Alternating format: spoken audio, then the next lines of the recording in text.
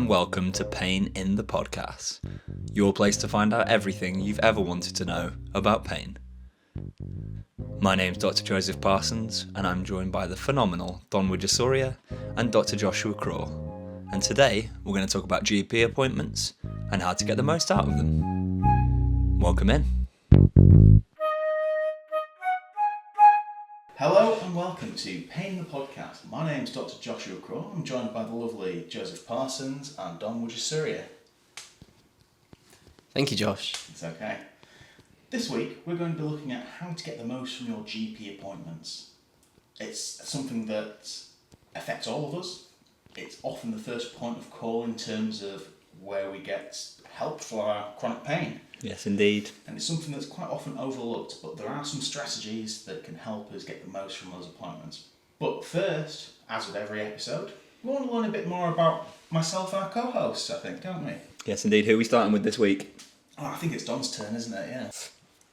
Alright, yeah, let's do it. So, the fact about myself is that I changed my hair colour. I went blonde. Well, it was actually meant to be silver, but I forgot to buy the purple shampoo in time. And so I spent about 4 days without any purple shampoo, and in that time, it went very yellow. And now I'm here with blonde hair.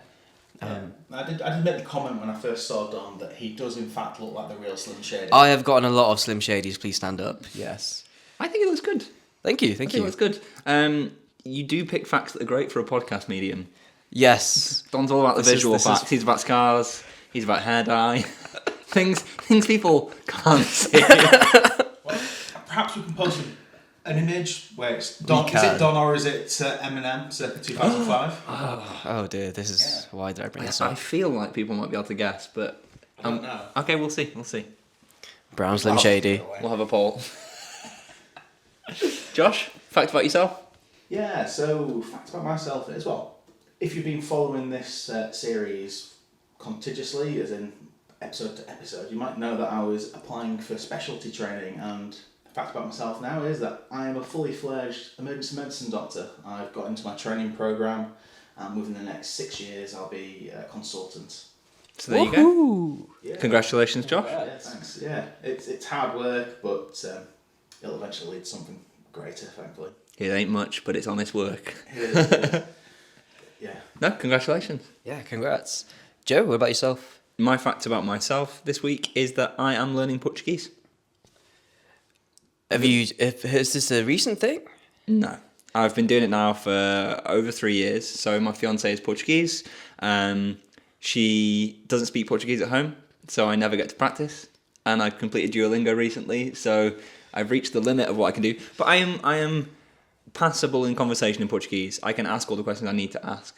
Like, can I have a bowl de Berlin? Which, if you don't know what that is, go look it up. They're the best type of donuts ever. Sorry, are we just glossing over the fact that he just said he's completed Duolingo? Woo! It's literally like the smallest module on Duolingo. You know, like Spanish is like 84 years long. Yes. The Portuguese is not. Oh, okay. It's like 7 modules or something. Basically, I think there might be more if I paid for the premium, but I am cheap. So No one ever pays for the premium Duolingo. We all just use other people's. And talking about Joe being cheap as well, we often reminisce about how the expense of butter oh my compared god. to our first days of university compared to now. So Josh and I went shopping on the very, not first day, was it the first day? Second day that we were in uni, because we went, Freshers Week, went on a night out, and then the day afterwards went shopping. Yeah, it sounds like, second day, is it Farm Foods, was it all Iceland? Iceland, 78p for a block of butter. I went into a small Tesco the other day and it was over £2. Jesus. For the basic one, not for a fancy butter. There's nothing posh about this, it's just Tesco's standard salted butter. Yeah, and also, like, the I don't know if people have noticed, sorry, this is an area that I'm quite up in arms about, to be quite honest, which is shrinkflation. So butter always used to be 250 gram blocks. Yeah. Now, if you get Anchor, it comes in 200 gram blocks. Sorry, did you say shrinkflation? Yeah. So it's like, instead of inflation is just like increasing of price, but what shrinkflation is they decrease the size of a standard. Did you make this up? No, this is really common. This is a real thing? Yeah, I've shrinkflation never is heard a real of thing. this. You know, like Mars bars getting smaller and things like that. Oh, yes. So they charge the same price, but make the product smaller. So they're increasing the price per unit size, whatever. For years, I tried to convince myself my hands were just getting bigger. Yeah. When you eat like a Twix now and it's really small, I just like to convince myself that I've got massive hands. But they're quite big for those who are watching you the still footage run of Got this. 27. basketball But yeah, players' hands. I've got basketball hands, yeah. Either way, what have we learned about ourselves this week? Don, what have you learned? I've learned, so for all of you audio listeners, I am sorry about this, but you just have to imagine me with blonde hair. But what I've learned about myself is that I really like the blonde hair, which doesn't sound like a lot, but I've been getting way more smiles from strangers than I did with just my regular old black hair. Are those smiles or smirks? I don't know, but I'm taking them as smiles. Good, yeah. you should. Yes. He's actually been getting asked for his autograph a lot more as well. Oh my god! Eminem! It's you! Eminem, you look very tanned. Josh, And what have you learned about significantly yourself? shorter. Yeah, so I'm going to go back to work again in terms of what I've learned about myself. Please finish the recording before you go back to work. Yeah, hopefully. Well, with how many takes we take, we could still be here on Monday morning. One thing I've learned is that once you get into a training program in the NHS, you actually get trained. Who knew? Okay. This is news. Why were you not expecting to be trained?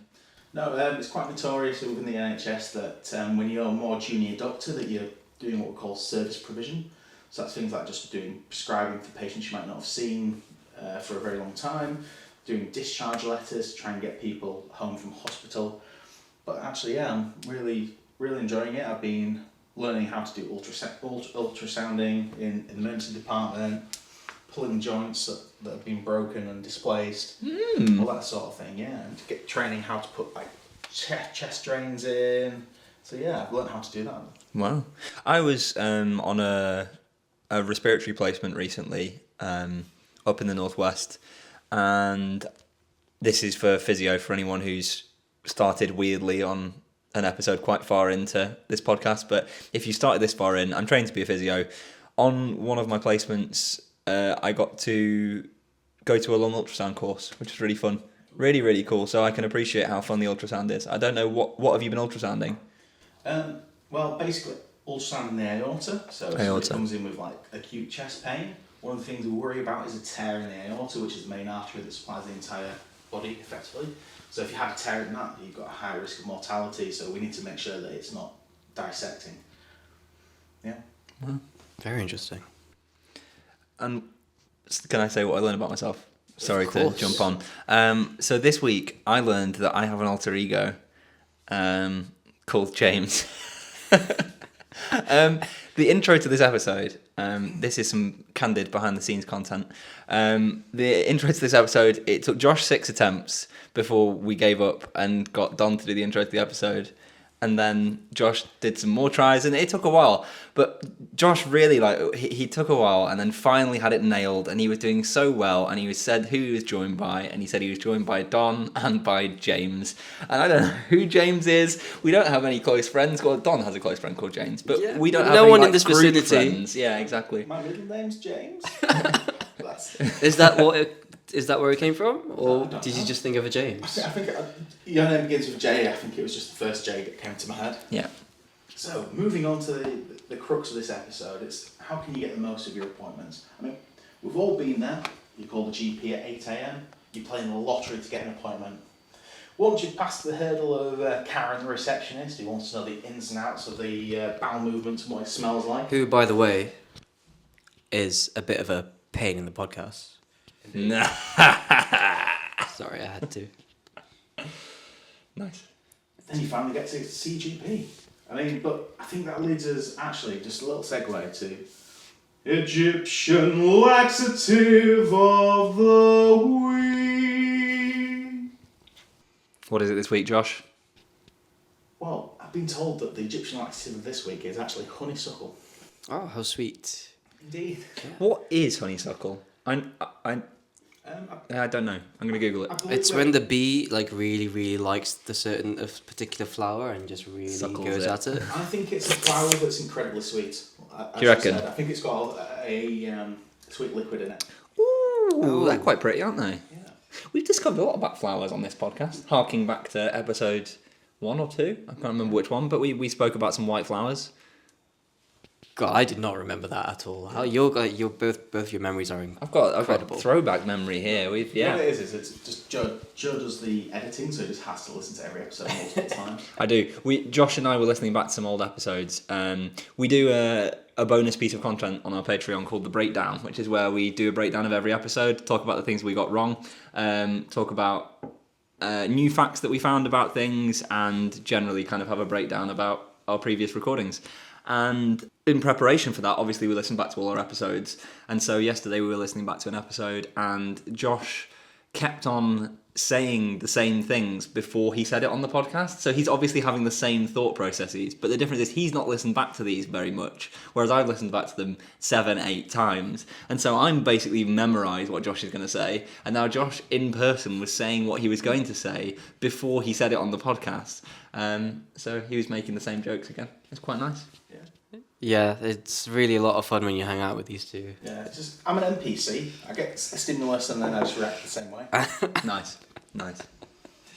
Okay, so yeah, we found out what honeysuckle was. How are they imbibing this honeysuckle? Do we know that? That's just... Are we assuming it's another enema? We are assuming it's another enema. That's all. The text that we got this from strongly suggested that all of these things were enemas. Fantastic. I mean, Do they crush it? Do they make it into a paste? How? I don't know. Maybe what we can do a bit of a trial where we can all try it ourselves and see. Not listeners at home. We're willing to take the risk for you. I actually don't think we are. Really. No. Also, just a bit of interesting, just sort of thing. You can grind it into a paste or a liquid. That's got a name. Does anybody know what it is? Passery. It could be passery. I'm thinking of a tincture. Oh, okay. Yeah, it's an interesting word. Anyway, for anybody who's... I was going to say puree.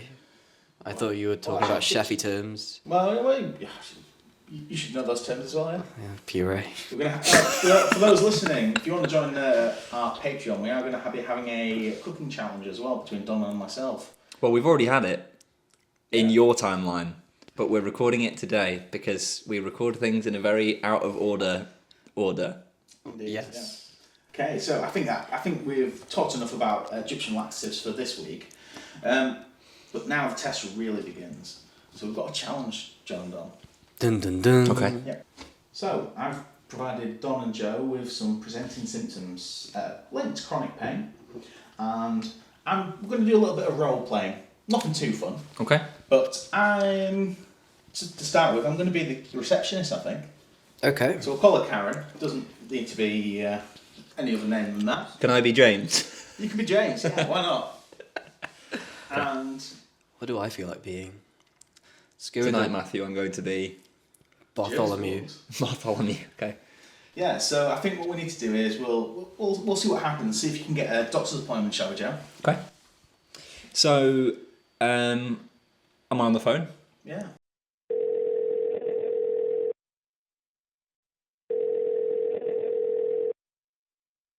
Hi there, this is the Pain Podcast GP. How can I help you? So my name's James, and I've been struggling with knee pain for a little while, and it's hurting when I'm walking. This is far too accurate, by the way, just a little side note. This is very accurate to my own life. I've been having pain while I've been walking. Okay, how long's it been going on for? It's been going on for 2 weeks. 2 weeks. Okay, sorry, I don't have any appointments. So, when's the next available appointment? You'd have to ring in the morning, Okay, when do I have to ring? 8 a.m. Okay, Like you've rung today, you know. Okay, and if I'm in work? You need to ring at 8 a.m. Okay, so what's going to happen when I ring at 8 a.m? You join the queue like you did today. Okay, right. So I'm going to fast forward to tomorrow if that's all right, Karen. Yeah, that's fine. Okay, right. So 8 a.m. The phone's going to ring again.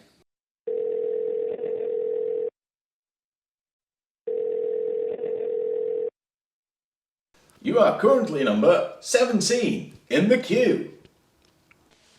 Oh, this is an awful GP. There's no hellos, nothing. This automated message is terrible.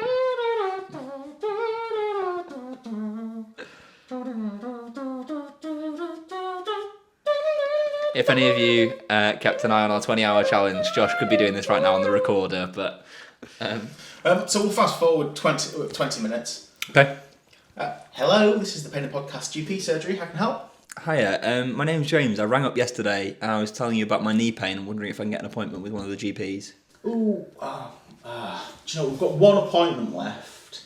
Can you be in the surgery in 10 minutes? Yeah, okay, I can be. It's to see one of our nurse practitioners, is that alright? That's fine, yeah, sure. Perfect, okay, and I just need a bit more details about what it is so they know what they're going to see. Okay. So what's been going on? You said you had some knee pain? Yeah, so I've been having pain underneath my kneecap on my right knee. Okay, okay. Have you tried paracetamol yet? Yes, I have. Oh, okay. Ooh, I can see the appointment's actually just gone now. Maybe next week, because it's Friday now. So I can't book in. I'm afraid not. We don't really sort of do advanced GP appointments. Is there anyone else I can go and see? I mean, you can see who if you want. Josh is making this incredibly difficult. I mean, Karen, sorry.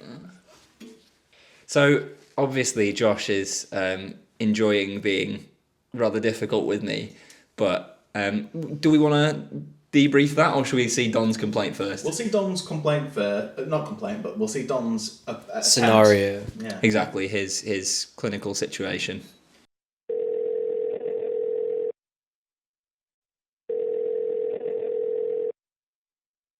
Hi there, Karen. How's it going? My name's Don, and I am experiencing a bit of pain. Can I come into the GP practice today? No, but can I get your name and date of birth, please?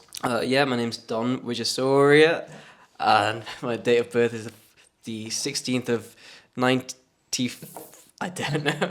Don's just trying not to give away his real date of birth. He was very close then to just leading straight into giving you a the 16th of January 2001. Okay, yep. Made myself very young. You, what, 23? Okay. Yes. Right, so Don. I can see your files here, yes. What's the complaint? I've been experiencing a lot of back pain, and I've not been going to the bathroom as often as I used to.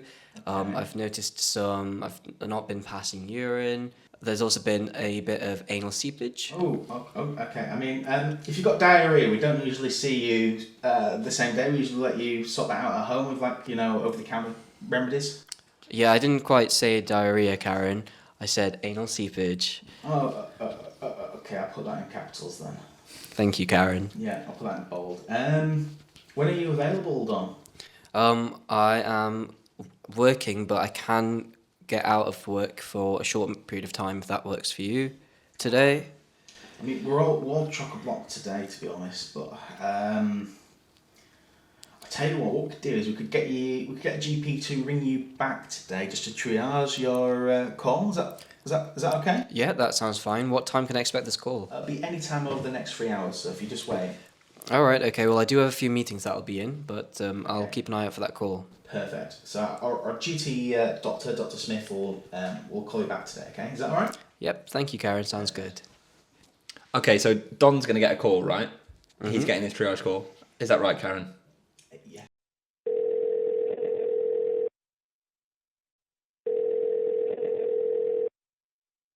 Hello, this is Don. Hi there, is that Mr. Wijasoria? That's right, speaking. Yeah, this is Dr. Smith. I understand you've been having some back pain and some anal seepage, is that right? Oh, that's right, doctor. Okay, how long's that been going on? It's been happening for the last 2 days or so. 2 days, okay. I can see that you've been here for back pain quite a lot recently. Yes, I've got a background in chronic back pain. Yeah, have you been managing that okay? Paracetamol, ibuprofen, actually paracetamol and naproxen that I can see that you've been prescribed, is that right? Yes, but it's been quite difficult to managing it. Okay, it's been difficult managing. Okay, so chronic back pain. Right, so I'll try different medications maybe. Tell me about this anal seepage. It doesn't happen very often in the last 2 days, but there's a bit of it. I've been struggling to go to the bathroom. I've not really been to the bathroom very often. Okay, so you're constipated. Okay, I can consider giving you some laxatives for that. Okay, but I've also not been urinating as often. When was the last time you had a wee? About let's say 30 hours ago. Okay, have you been drinking plenty of fluids? I have been. Okay, any new medications? Sorry? Any new medications? No new medications. Okay, any fevers? Nope. Okay, any loss of control of your legs at all? Nope. Okay, from your symptoms, I think we do need to see you today. Can you come in at 5? I'll be finishing work at 5, so could it be a bit late after 5? It's going to have to be 5, I'm afraid. Are you able to finish at work early? I'll see what I can do. Okay. Do let us know if the appointments are quite limited. Thank you, I appreciate that. Thanks. Bye. Bye. Lovely talking to you. Oh wait, you've already hung up. Okay, so that's Don's case done. Should we kind of debrief them a bit? So I think for listeners at home, maybe you think that Josh is just being a bit obtuse with this and he's kind of purposely trying to block. And obviously, like, a lot of you will have really lovely GP receptionists and lovely people kind of at your health centres. I wish I did. But I think it's worth kind of discussing maybe the difficulties that we had getting through the front door. Yeah, absolutely. And I do want to preface this. I've worked in GP. I've had a block of working in GP surgery, and receptionists are absolutely fantastic. Their job is to make sure that they get the most appropriate appointments for people. And unfortunately, appointments are a limited resource, so it can be quite difficult. And it is frustrating having to call up in the morning, but unfortunately, that's just the way the system works currently. So, how did you think that went, Don? I think it was quite realistic. And some parts of it was quite realistic with the experiences that I've had. I've not had extremely difficult receptionists at my GP, but it has been very just inconvenient. Yeah. Definitely inconvenient. I think one of the things is that quite often people feel like the receptionists are wanting to be, they're not doctors, but they want to know everything about you. Yeah. And particularly when that's quite a sensitive matter or a private matter. I mean, I don't know about people at home, but I don't want to tell anybody that I've got anal seepage. Yeah. Yeah, it's obviously, like, it's something you'd be really concerned about if you've never had it before, like, and also, like, we'll come to this in a minute, but, like, it's a red flag symptom, like, it's a symptom that should get you seen by a doctor immediately, as in, like, correct me if I'm wrong here, Josh, but if I'm the GP on the other end of the phone, I'd be telling them to go to A&E straight away. Yeah, honestly, tending to go to A&E, probably you need a full assessment, might need a scan as well. Yeah, but then that just kind of highlights how it can also be misinterpreted. So you thought that in that scenario that it was just simply diarrhea. Yeah. As a receptionist, I understand how they might, because they're still trying to extract all the information from the patient. Absolutely. They might not have everything they need to make a decision like that. And although they're trained, they're not doctors. Yep. They're not medical professionals in terms of knowing what all the red flags are. So, Yeah. It can be quite difficult. I think what we need to do is we need to talk about, like, the barriers as well. Mm-hmm. Yeah. So first of all, I mean, if I start these off, getting an appointment, like 8 a.m. Don't know about people at home, but calling up at 8 a.m. It's a bit awkward, really. I mean, I don't know. I work difficult shift patterns, so actually ringing up at 8 a.m. isn't necessarily always possible. Because you're either on shift or you've just come off a night shift, for example, and you're exhausted. Like. Exactly, yeah. For me, the issue is I'm usually travelling to work. Public transport, the tube. I don't want to be talking about my symptoms on the tube, especially if it's something like anal seepage. I mean, would you be able to even get a reception on the tube? Well, Certain it depends. lines, Yeah, to be certain fair. lines. Yeah, The overground, yeah. yeah. Very, well, they've got some underground lines with Wi-Fi on now. Yes, they do. Do they? Yeah, I know, it's the modern world. Yeah. For me, really personally though, in terms of like the 8 a.m. call time, ironically, this is probably quite lucky. Like, I don't sleep very well because of my pain, and so like I'm up How quite. lucky? I know, but I'm up early, so the thing is, like, it's very rare that I'm going to miss an 8 o'clock wake up. Like, if I need to be up to call a doctor's, like, 8 o'clock's not hard for me. But if you're someone who, say, has got chronic fatigue syndrome, and you are just too exhausted to even get to the phone, or to give that energy to make the phone call, like, it's not really well tailored to you. My old GP actually introduced a system where you could book online, and so it was just an instant book system, and it was like first come, first served. They'd ask you a couple of brief questions on the booking form, but it was really just so that the GP could have a vague idea before you came in. And I thought, I was like, this is a brilliant idea. But my mum, who used to be a GP, she really hates technology. Yeah. And her GP practice back home has introduced this as well.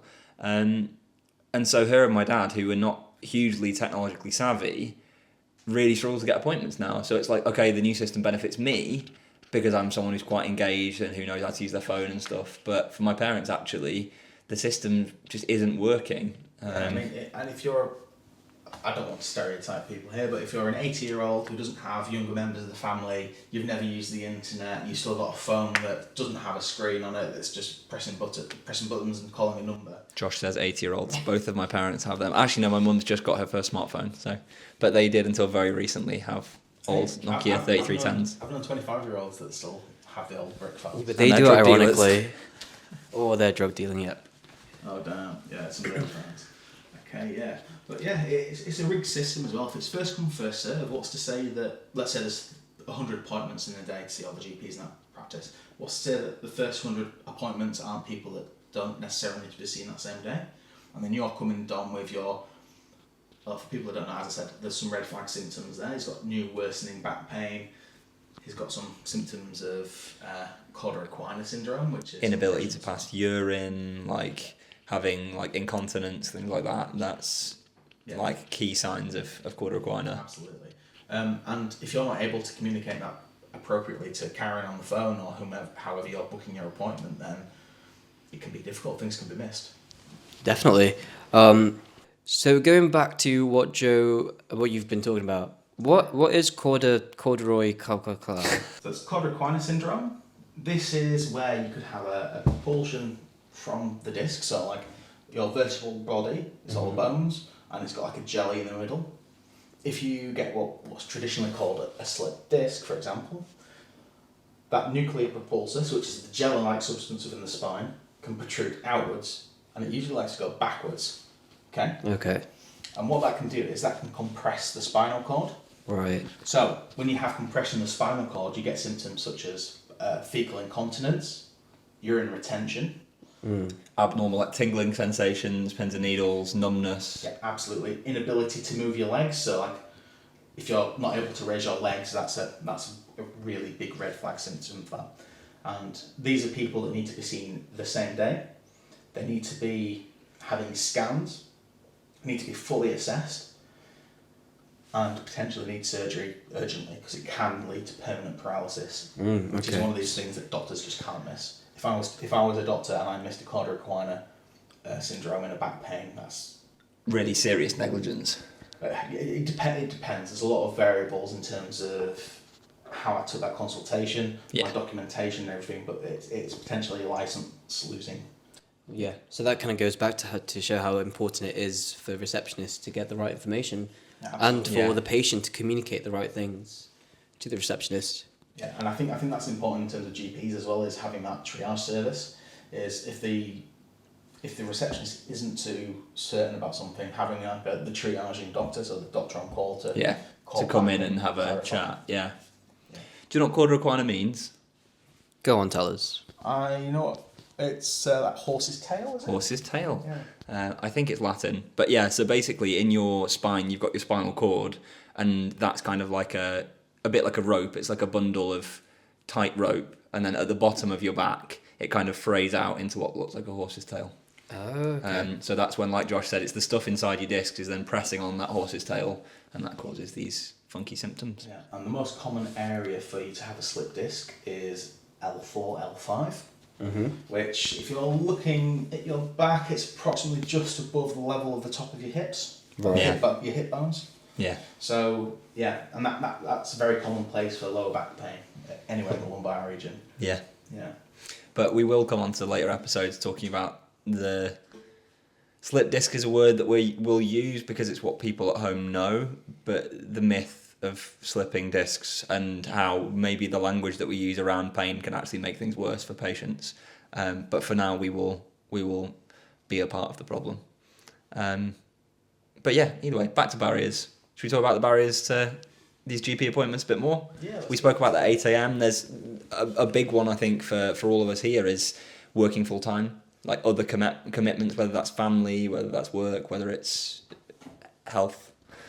Yeah, I mean, myself, even being a doctor, like, if I needed to get a GP appointment, I'd have to have a day of work. Yeah. Yeah. Like, and... Is that just to book the appointment? Oh, well, we've talked about booking appointments, haven't we? Like, it's to book the appointments to go. 'Cause, like, Monday to Friday, 9 to 5, that's the time the GPs are open, but pretty much the majority of people that work full time, that's what they work. How can they get an appointment, eh? Yeah. I've also noticed that my local GP, when you do call at 8 a.m. Sorry, this might be kind of hinging back to the previous barrier. Absolutely, let's go. But when you do call at 8 a.m., the appointments they give you are before noon, and so if you want a later appointment, you have to call at 1 p.m.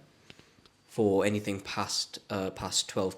Well, 1 p.m. really. Okay, yeah. And that's just, I don't know if other GPs do that, but it's really, really inconvenient because if you miss out on the 8 a.m., that means you have to call again at 1 p.m. and it's just a whole ordeal. That's frustrating. And again, you're probably at work again. Exactly. Like if you work, you've been calling them on the way into work, and then you call them at work as well. Yeah. So maybe you're using your entire lunch break to make a I GP barely appointment. have a lunch break. I can't even booking another appointment is just another thing onto my to-do list. Yeah. I do kind of wish that they brought back the online booking system that you mentioned, Joe. Yeah. Because we had that in my GP during COVID, and it was really, really useful. But they've taken it away for some reason. Don't know why. I think it's a bit of a lottery in terms of your GPs. 100%. So you've got the health lottery in terms of like what resources are available in different areas, but also just in terms of the GPs, what infrastructure they have available to them. So if they've got, if you're in a very poor area, for example, by poor area I mean like socio-economically speaking, it's a deprived area, like inner city area. Yeah. They're going to have less funding than somewhere in one of the home counties where everybody's got private health insurance anyway. Yeah. But I think also in terms of working full time, it's like people with families. Yeah. So if you've got childcare or any caring responsibilities, getting out of the house can be quite difficult. Yeah. And I mean, like, if you then try and find out of hours appointments, like I think when you were living in the Northeast, Josh, you had some problems kind of with getting appointments at your own practice out of hours. Because I know they're trying to bring in more out of hours practice. So kudos to the NHS for attempting to bring in more out of hours stuff. But I think you had a lot of problems getting at your own surgery. Yeah, so we're moving a lot towards like primary care centres, urgent treatment centres. So for those that don't know, those are things that aren't necessarily GP practice. But for out of hours, you can go to get seen and assessed by somebody who's medically trained. It can be GPs working locum, it could be advanced nurse practitioners, healthcare professionals from other backgrounds as well. What do these buildings usually look like? They can be within hospitals, Mm-hmm. they can be GP practices that are being used out of hours for that service.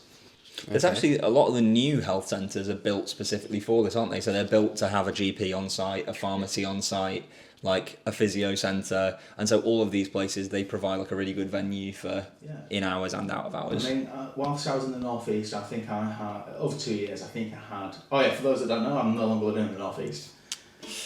He's been lost to the south. I've been lost to the south, unfortunately. It's two of They've us both now. been lost to the south. I know. I'm the only northerner left. Okay, Jon Snow. So I think I had maybe 6 GP appointments over those 2 years, and I think in terms of actually seeing somebody in my own GP, it was once out of those 6. Wow. Every time I had to go to a different practice to see GP out of hours. Wow. Just sidebar, interesting fact. I'm actually going to ask you as a question rather than tell you as a fact, because that makes it more exciting. How many GP appointments do you reckon there are per year in the UK? I feel like you've already asked me this question. I've definitely asked It's it. definitely been on the podcast before, so he should know. Wait, how many there Per are year. per year? Total Britain. Okay. I think it's, I'll go for... There's 2 estimates and they're wildly far apart, and I still can't get any more clarity. I think I guessed and I got quite close last time, but oh god. People who binge watching the podcast, maybe they know a bit better from my previous guess, but let me have a think about this. 70 million people, there's 52 weeks in a year. Let's say that you need to see GP twice a year. I'm just going to put 4.8 million out there. 4.8 million, okay, cool. I'm going to say 240 million. Josh is pretty damn close. So there are 2 stats that I can find online. One is 27 million appointments, which is wildly low, and one is 300 million, which seems very high. So I'm in the ballpark. he's in the Nowhere ballpark. near. So Josh is in the ballpark of one of the estimates. But there you go. Yeah, so I'm not... When we get better statistics in the future, we'll mention this again on the podcast. But yeah. It's a lot of GP appointments, and the thing is, if you take that as an average, that's what... Let's go for the high end, 300 million. That's like... Sure. That's 5 appointments per person, which isn't a lot, but I think it's just because there's a higher volume of high usage individuals. Yeah. So I know from when I was working in the GP as an F2 doctor, as a foundation year 2 doctor, I was seeing patients, and I had regular patients. Yeah. Patients you're seeing a couple of times a week at least. Yeah, patients that keep presenting, often with chronic conditions that, if we're being completely frank, I can't solve all the problems in one GP appointment. Yeah. Mm-hmm. And that's the hard part. I don't know about you, Dom, but I know that Josh and I have both been in a position where we've been quite heavy users of GPs at points in our chronic pain journey. I don't know, maybe you have too, but... I think I wouldn't class myself as that purely because I didn't know of the services that were available to me, and I just didn't quite understand. It took me a long time to understand what my pain was. I kind of hesitated calling it chronic pain because I didn't think it was as severe as other forms of chronic pain. But the fact that it's persisted for this long definitely makes it chronic pain. But yeah, I just didn't quite reach out to the services when I should have. Yeah, and it's difficult, particularly when you're younger. It's not the experience of using these services. Yeah. Having to call up at that age was just such a daunting task. And also with different governments coming in and out, different resources are cut, removed, changed, transformed into other things, and it's quite difficult to navigate that system, particularly if you're not used to using it. Yeah. I mean, for example, continuity of care. Like, how often do you see the same GP? Yeah. It's weird because when I was a kid, it was always a family doctor. Yeah. Everyone, I was born in Sheffield. There's another fact about me. No fact for me next week. Continuity, there you go. Listen to episode 1. So I grew up in Sheffield, and we had our family doctor. That was the way it was. We had one family doctor, he retired, we got a second family doctor. And you always saw the same GP. And then towards when I was developing my pain about the age of 15, that was when I started to see different doctors every time. And it wasn't that we'd asked to see different doctors, it was just all of a sudden that was what became available.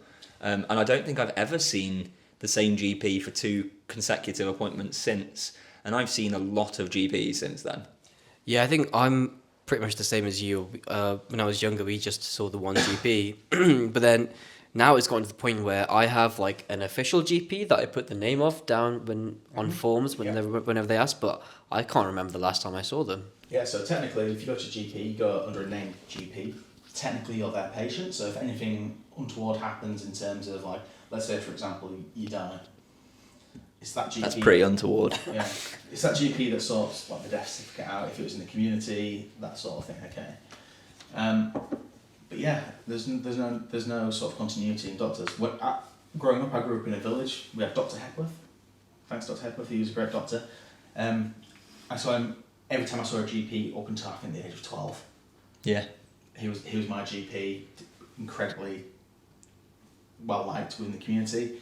He knew me. He knew my family. He knew all the family history and everything. And I think that's what having a good family GP is.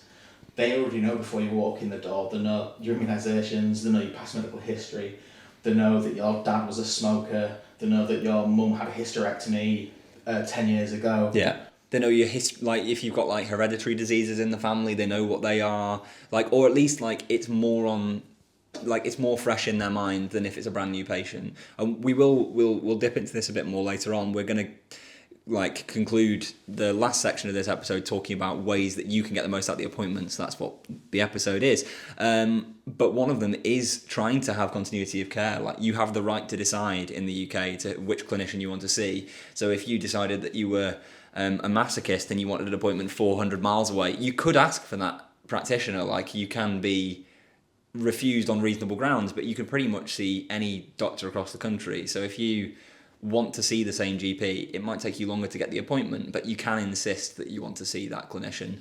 And if that helps with your continuity of care, if it means they know you, they know what you've sort of been through, they know what treatments you've tried, then it can really help you manage a chronic condition. Absolutely. And I mean, in terms of barriers as well, which we've talked a lot about the barriers that are affecting the patients, but actually there's a lot of barriers that affect clinicians as well. And I think the main one is time. Yeah. I think, Dom, you had a look into some different statistics on this, didn't you? Yes, this might be a common theme throughout a few of our episodes, but it's just because it's such an important factor to consider. GPs only really have about 10 minutes per appointment, and there's so much that takes up those 10 minutes that you just can't fit in everything you need. So the average for a few stats, the average length of a GP appointment in the UK is between 9.2 and 11 minutes. Those 11-minute doctors are bad boys. And girls. And girls. But the Royal College of General Practitioners recommends that the appointments should be at least 15 minutes. Josh, do you think that 15 minutes would genuinely make a difference? If when you were on GP, when you were on that rotation, do you think the extra 5 minutes would make a world of difference? Like if you were in a dream world where we had the resources, what would be your kind of ideal appointment time on average? Obviously, it's going to vary patient to patient. Okay, so how about I just say what we need to do as a GP, as a doctor, before we see a patient. So, okay, we've finished with our last patient, we're all sorted. We can see we've got Mr. Smith coming in, he's in the waiting room. Okay, I can see his past medical history. I'll spend a couple of minutes looking for his past medical history, his past medicines that he's been given. I might have a look, see what the note is from the receptionist, who's very helpfully written down a lot of personal information about why he's come in. For example, is he looking for some scan results? Yeah. Is he coming in with a cough, short of breath, all that sort of thing? I've then got let's say we're looking at a chest x-ray for this gentleman. I've then got to look at the report for that, or even see the images of that. I've got to interpret that. I've got to then think about it. I've then got to call Mr. Smith in. Mr. Smith, 80-year-old, got a cane. He's not running into the office. He is not running. Like that takes in itself. That takes time to get. So I don't know about your GPs, but my GP has a really, really long corridor, and it takes a while to walk down there. I think this is actually a thing. Like they can see how well you walk. Like when you're looking at like falls risk patients when they're older, maybe this is just a thing to be like, are they going to fall because they've got 4 miles to walk through our corridors? So. They need a GP that's close to the door. Yeah, they really do. Genuinely though, you know what? It sounds really silly, but if you're calling up and you really struggle with mobility, tell your GP in advance. Like once you book the appointment, just say, just to let you know, I struggle with mobility. Is there any chance I can be seen in a closer appointment room? Is there any chance that there's wheelchairs available where I can be transported? Like, that's a really good idea. Or wait outside the GP room, maybe even. Exactly. It's like, can I be met outside the GP with can you organise transport for me? Like, it doesn't happen everywhere necessarily. It's more hospitals than GPs, but you can get transport organised for you. So, well, see, these are things that I would never have known. I can think about it, yeah. So it really is. Like, obviously, GPs' time and resources are limited, but it's better that you go in and you get what you need out of an appointment, so you only need to come once, rather than getting a snippet of what you need and a snippet of what you need and a snippet of what you need and ending up going to the GP 6 times for a problem that could have been solved in 1 or 2 appointments. Yeah, very good point. And I think we'll find a way to put some links down in the show notes of how you can get those kind of things sorted if you do need that help. Yeah, Indubitably. So that 9.2 minutes, I've already spent 3 minutes getting into the room and looking at your notes. I've now got 6 minutes. You're trained to be a physio, Joe. How long does it take you to take a history? My placements so far have been in hospital, so it's very different. So you might do an initial assessment. If I'm doing an initial assessment, first time I've ever seen a patient, and I'm trying to get all the information, bear in mind my remit is different to yours, so I'm trying to look, can we get the patients home? Obviously that's a shared interest, but I'm thinking, what equipment do they have at home? How is their mobility, blah, blah, blah. So when I'm doing that physio-specific picture, which arguably is probably more narrow than the questions you've got to ask, best case scenario, super on-it patient who doesn't go off on a tangent and tell you about their farm, 10 minutes. So that's appointment over. GP-wise, that's appointment over. I've just taken all my time just asking them the questions without even thinking about anything else. We've got knee pain. How long is it going to take to do your examination? To do a proper examination, It depends how much I've got from the history. If the patient's super on it and describes well what the history is, you can maybe do an assessment in like 3-4 minutes. But if they've been a little bit more wishy-washy and not really got to the point and they've not been able to describe the pain very well, then maybe sort of 10 minutes I might have to do a sort of more broad battery of tests to try and see what's going on. You know what I always wish as a patient? I wish that more physios, doctors, used the standard terminology that you would use within your realm, within your fields, to kind of let the patient know exactly what a certain kind of pain is, what a certain kind of sensation is, because we can, as a patient, I've often described things as in very, very loose terms. Just because I have no idea how else I can describe it. Yeah, so I get quite a lot of comments from patients that I explain things very well. So what I do is I talk to you like I'm talking to somebody who's doesn't know anything about medicine whatsoever. So what I might say is, let's say you've come in with neuropathic pain. I say, okay, Dom, this pain you've been getting in your legs, I think it's neuropathic pain.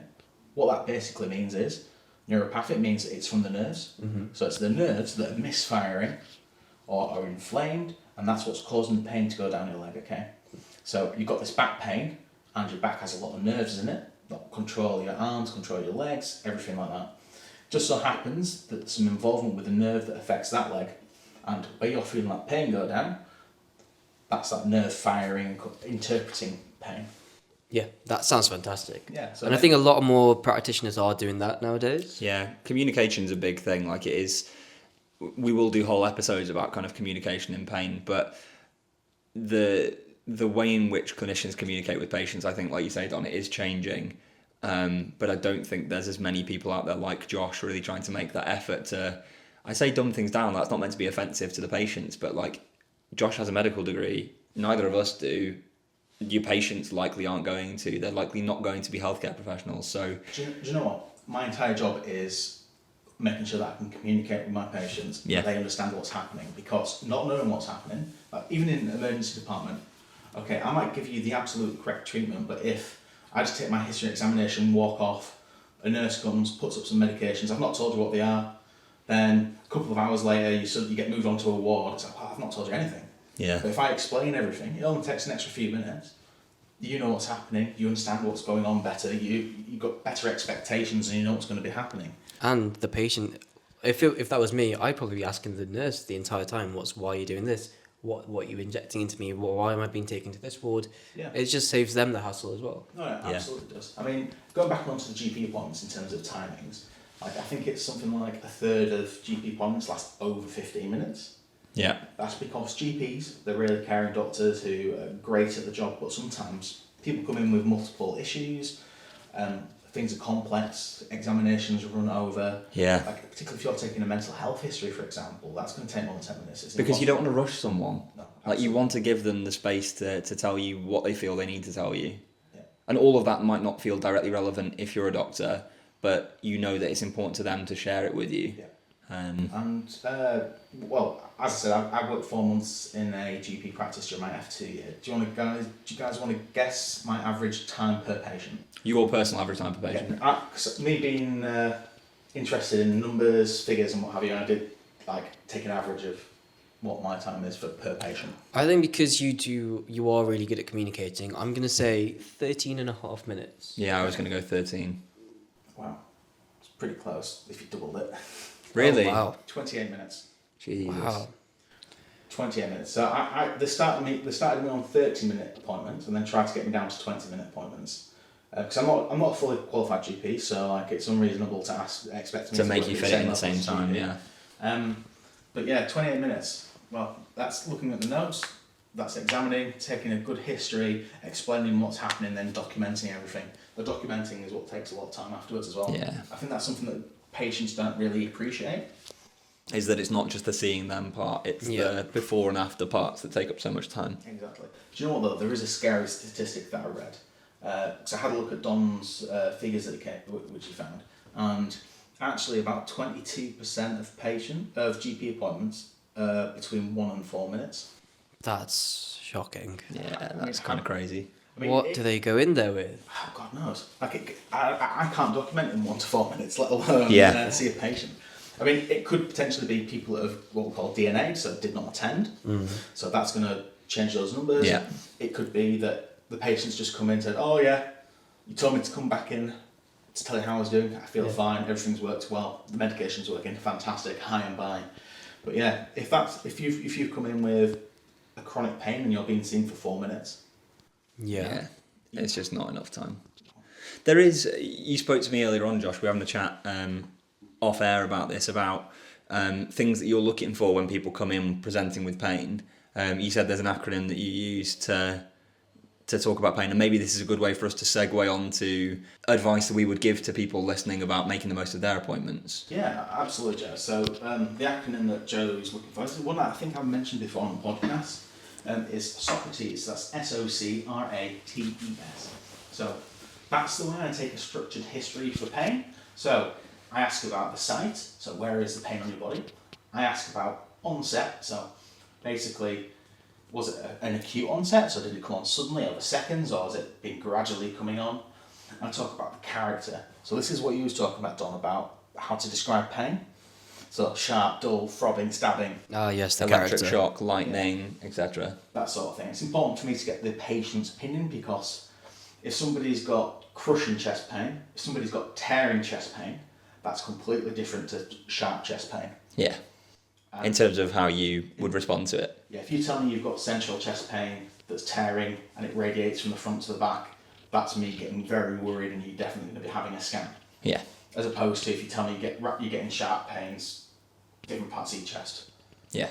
It might be less severe. Very different, and that's just with the words that you use. Yeah.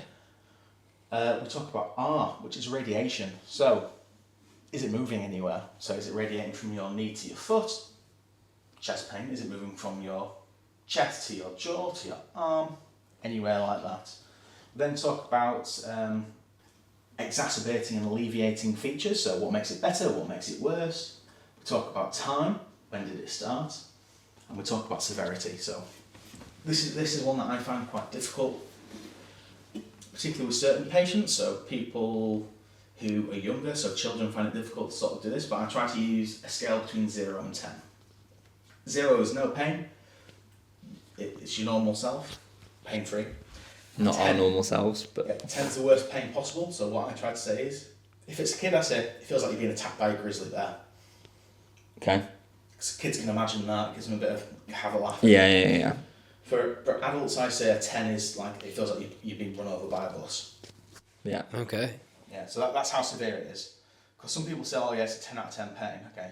And you go, well, is it as bad as getting hit by a bus? Which is hard, because people might feel like you're kind of... Taking the piss? Like, who's actually been hit by a bus? Well, the thing is, I'll walk into a patient who's asleep. Right. In hospital. Right. I'll wake them up and to examine them. I ask them what the pain is. Oh yeah, it's a 9 out of 10. Objectively, no, it's not, because you've been asleep. You can't get sleep with a 9 out of 10 pain. Okay. It's hard, but Yeah. some people I would argue with pain, like some people I've met would argue that they have a 9 or a 10 out of 10 every day. That they are in the maximum amount of pain that they feel is physically bearable, that they can imagine, and they live with that on a daily basis. So it is really hard, isn't it? That you're right, there are elements where you have to kind of be skeptical, because you want patients to report to you accurately. You want to make sure your idea of a 10 is the same as their idea of a 10. But I think some patients really do feel that they can't imagine any pain worse than the pain they're in. No, absolutely. And just if I don't think you're in pain doesn't mean I'm not going to treat it. If you tell me you're in 7 out of 10 pain, I'm going to treat you as if you're 7 out of 10 pain, even if I don't think that's necessarily accurate. Have you noticed any differences in certain demographics? So in between like men and women, for example. So women get less pain relief than men. If Yeah. you're not white, you don't get as much pain relief. You're more likely to get sedatives. You're more likely to get like muscle relaxants and things to try and calm you, like in inverted commas, calm you down, because people assume that you're overreacting. I think it's invariable that we're going to be having an episode on this, but there are systemic issues in terms of how we give analgesia to people of colour, women. Right. Okay. Yeah. There are multiple studies on this. It's worse in certain countries, certain areas. For example, in the United States, let's just give an example off the top of my head in terms of outcomes for different things. So if you're an African American woman in the United States, you're 4 times more likely to die during childbirth. Wow. And that's not because of any biological issue. That's because of the system. Right. Okay. Yeah. Yeah. That's unpleasant. That's terrifying, isn't it? It's absolutely So, terrifying. but this is not. I think we don't want to gloss over it, but this deserves more time than we can give it in this episode. Absolutely, it needs talk. It needs shouting from the rooftops. Exactly. Yeah. But going back to that Socrates,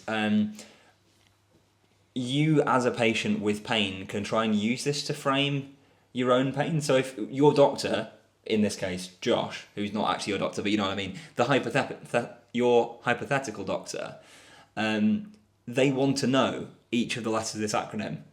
So if you go in and you've written down each of these elements, So if you say like, okay, well I've got, what's the first one? What's S? Sight. Sight. Okay, so I go, right, I'm going to do it for me. I've got pain in my back. The onset was overnight when I was 15.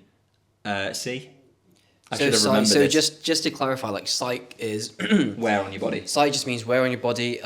If there is anything visible, what's that thing?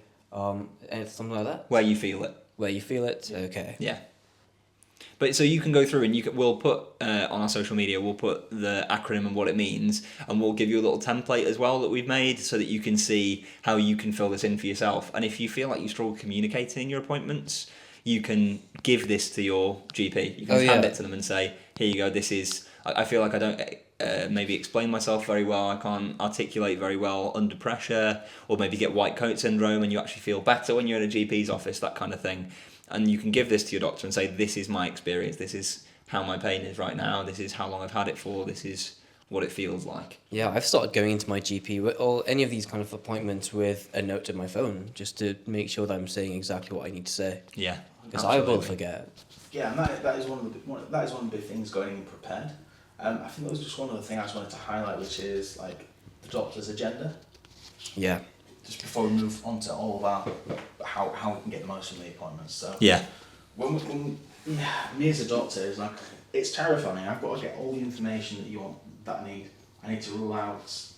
I need to have a look at what your previous attendances were for. I need to look at your current medications. I need to rule out those red flag symptoms, for example, bowel incontinence, etc. Anal seepage. Yeah, and do you know what? For doctors, there is a fear of missing things. Like, oh my God, I didn't ask about his, if his past urine, for example, in people with back pain. Like, it's an important question that can be missed. Yeah. Like, and if I need to read imaging reports, if I need to look up an obscure sort of diagnosis that's been written in the report, and and it is difficult. Yeah. Can I just railroad this a bit with the doctor's agenda? So obviously, like, you have a lot of time, but I wanna maybe pull up doctors on something. Okay. I want you to imagine you've never met me, Josh. Okay. And I am going to tell you that's why he calls me James. I'm going to tell you how I would speak to a GP. If I'm meeting a GP for the first time, I'm going to tell them about my back pain, and I want you to just be how you would be in the appointment. Oh, okay. So I literally want you to. So we've done our introductions, and you say, "What seems to be the problem, officer?" No. So you say, "Okay, do you want to tell me about what's going on?" So you ready? Well, actually, I've got a nice little segue, which is what I usually do, which is, so I've read your notes. I know a little bit about you from that, and I know the triage notes. But what I always find better is for you to tell me your own words from the beginning. What's brought you in today? That's making me a bit hot under the collar. That was really nice. That, doctors, clinicians out there, that's really nice. That's really nice work. Either way, sorry. Okay, so you've just asked me that. Yeah. I'm gonna give my own story. So I've come in because I've been having chronic back pain. I've been having pain in my back, kind of in the lower part of my back and in my neck for the past kind of 12 years or so now. It's quite a dull pain. When I was younger, it used to kind of spread out like lightning bolts kind of down my legs a little bit and down my arms. I'd have a bit of numbness, but I've not had that for a little while. And so, yeah, I manage it quite well now, but I'm just wondering if there's any support I can get. Okay, you passed. That was 32 seconds. That was all I need you to do. So this is one thing I want to pull doctors up on. So I went to a talk the other week by Professor Lisa Roberts from the University of Southampton, and she was talking about interruptions by clinicians. And so she found from hundreds of appointments that the average time a patient needed to outline what they felt were the key elements of their presentation was 23.8 seconds. But still, despite the fact it was only just under 24 seconds, 40% of the time they still got interrupted. Yeah, so what I do is, and which is one of the ways that St George's University of London teaches you, is everything from the history tells you everything you need to know. If I could choose between examination and history, I'd take history. Yeah. The patient tells you absolutely everything. You people at home, the power that you have to tell the doctor what's going on, if the doctor listens, is more important than any tests. What I do is I give my introduction, I say, okay, what's brought you in? And then I just don't talk. I just let the patient just talk. And if that's a 2-minute monologue, I'm going to listen for that 2 minutes. Yeah. Because I'm really impressed with how attentive you were, and like there was a little bit of kind of active listening stuff there. You like, okay, yeah, but there was no like active interruption where you were saying, oh, tell me about that. Because I know sometimes as a clinician you can want to find out more about something someone said, and so you want to ask them right there and then. But one, like you say, they might then answer that query, or like there might be something else they feel is really important for you to know alongside that. So yeah, well done, you passed the test. So that is just under 24 seconds, or in some cases 2 minutes, out of 10 minutes, and that seems like a really quite an extreme ratio. So it's just kind of boggling that it can sometimes an appointment can sometimes feel like it's not really conducive to anything. Yeah, it's all about listening. Yeah. Communication skills, and we mentioned it earlier, medical schools are pushing more towards communication, so it's great, you might know every single enzyme and protein in a pathway for a disease, but if you can't communicate with people, it's not really useful, is it? Yeah, you need to spend time in a lab rather than with patients. And that's why I did a PhD. And that's why Joe isn't a doctor. No. I'm sorry, that's going to get cut to shit. I'm not a doctor because I thought about doing medicine when I was 17. I was thinking about applying, and then I had to have some blood tests because of my back pain, and I was like, Joe, you've got to get used to this, you've got to get used to the sight of blood if you're going to be a doctor. And so I looked and the blood coming out of my arm, and I was like, you know what, this isn't so bad. And then they pulled the needle out of my arm, and honestly, it feels like I deflated. Like my whole body was just like that, and I passed out. And it's the one time I've ever had, like in the cartoons where there's birds spinning around your head. Like there's the room is literally spinning. I had a doctor and a few nurses who were literally like carouseling around my head. I've never had it before or since, but it was really, very stereotypical kind of room spin. Yeah. Deflating. Wow, that's I've It not heard that one felt like before. someone had popped me. It felt like the needle had literally popped me. Okay, so, on that bright note, I think it makes sense for us to move on to what can you do as a patient Yes. optimise those appointments for you. Yeah, we've painted a pretty grim picture, but there are lots of things that you can do to ensure that you make the most out of your appointment. We've mentioned a few of them before, but Josh, would you like to tell us a bit more? Yeah, so the thing is, what you can do is limit the appointment to the main issue.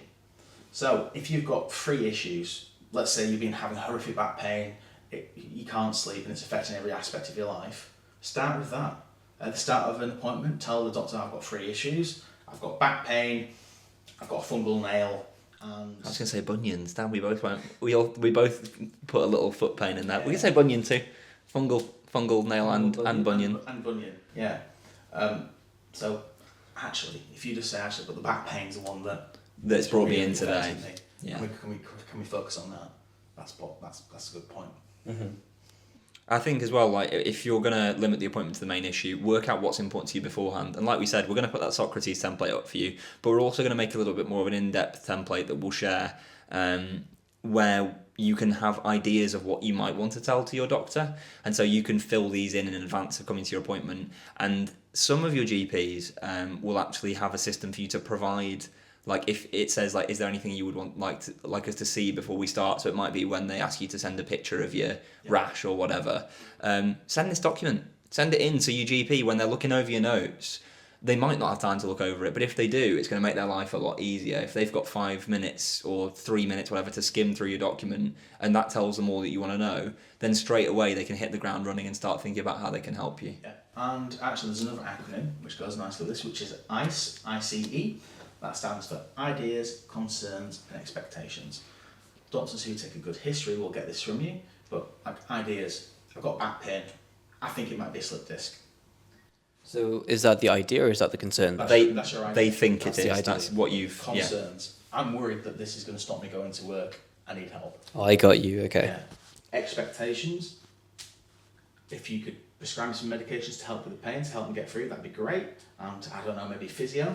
That's your expectations from what's going to happen. Right, okay, so have ice prepared Yeah. before you go in. Absolutely. When you're given that first snippet of what's brought you in, bam. Then GPs are looking to try and identify ICE. Yeah. And I think there's some other things that we can do. Like you had some good ideas as well. Didn't Yeah, so I kind of thought of asking for a double appointment if you know that if you're expecting to have multiple episodes, and if you know it's going to be a long-term thing.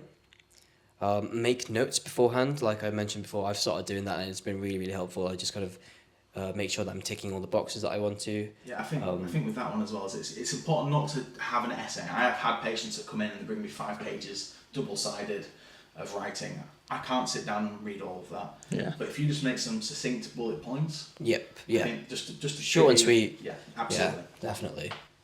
And then also consider having someone with you as well. If you struggle to communicate those ideas that you've made on your notes, ask for an advocate. You can ask for patient advocates. You can get people who its job it is to come in with you and to support you in that appointment. But if you've got a family member or a friend and you feel like they can communicate well for you, then bring them in, because maybe for them there's a little bit less of an emotional element to it. Yeah. Is that I find when I go into a GP appointment or any appointment about my back, I always go in and I'm like, cool, yeah, this is what I'm thinking, and like I manage it relatively well now, so I've not got I like to think I don't have as much of an emotional element in terms of like it doesn't feel as day-to-day traumatic.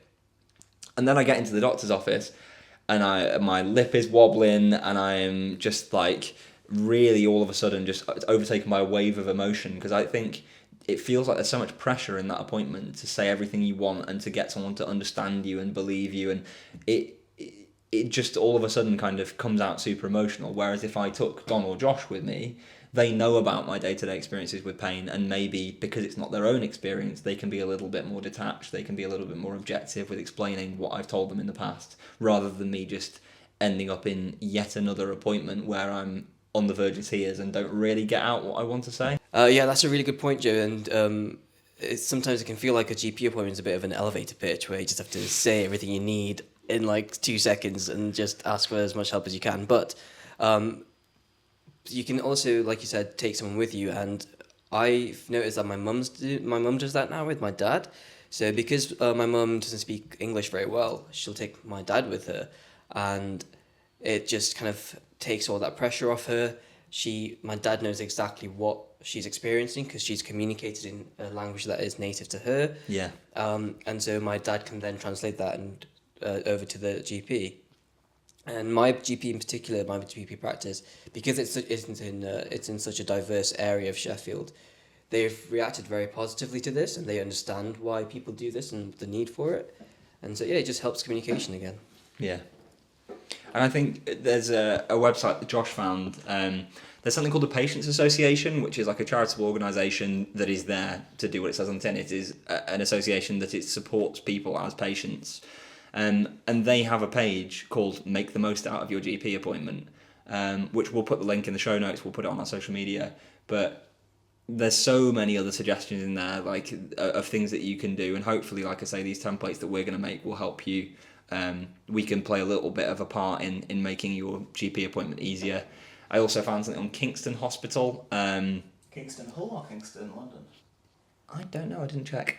Sorry, It just says kingstonhospital.nhs.uk, so I'll tell you on the show notes or in the breakdown. And again, take top tips for getting the most out of your appointment. So a couple of places there where you can find out more information. Yeah, fantastic. So, I mean, what we've done today with Sorry, Josh. Sorry to interrupt you there. Yeah, But I think we just missed out one important one as well.